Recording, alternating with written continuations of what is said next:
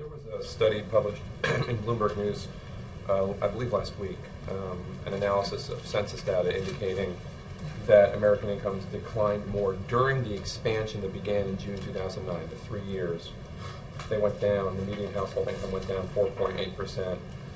That's worse than happened during the actual 18-month recession, which was going down 2.6%. I was wondering if the White House had seen that study, had agreed, and had a response to it, an explanation as to why they thought that might have happened.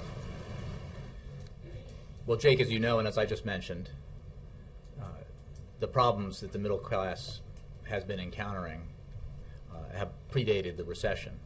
During that previous expansion that you noted under President George W. Bush, the middle class saw its income stagnate or decline.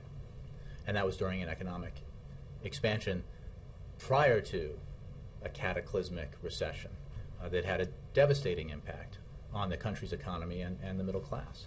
And there is no question that we have been, as a country, pulling ourselves out of an extremely deep hole that was dug by that recession, and we have much more work to do. Why did median household incomes go down more after the expansion began than during the actual recession? Well, again, I think that the fact of the matter is that when you look at a recession that included periods of economic decline on the likes of which we saw in the fourth quarter of 2008, a shrinkage of 9%, when we saw more than 8 million jobs lost during that recession, and we saw a situation where some forecasters were predicting depression levels of unemployment and banks failing and potentially a global depression, that those circumstances required dramatic action, which the president took, and they have required consistent action as we pull ourselves out of that hole and continue to move forward. I mean, I think that the study you're citing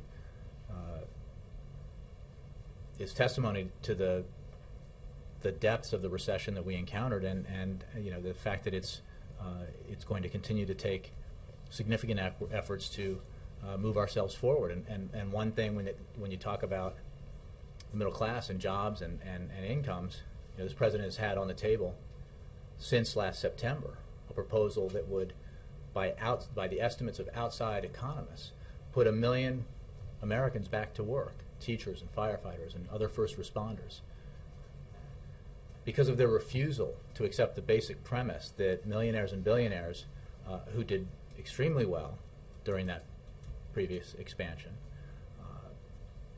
should pay a little bit extra. Republicans have not approved that legislation that would put teachers and firefighters and police officers back to work. But the president's going to keep fighting for that. He's going to keep fighting for measures that would put construction workers back on the job, rebuilding our roads and highways and schools, because that's good, because it creates jobs now. It's good for those people and those families, but it's also about rebuilding the foundation of our economy so that we're strong moving forward in the 21st century. All right.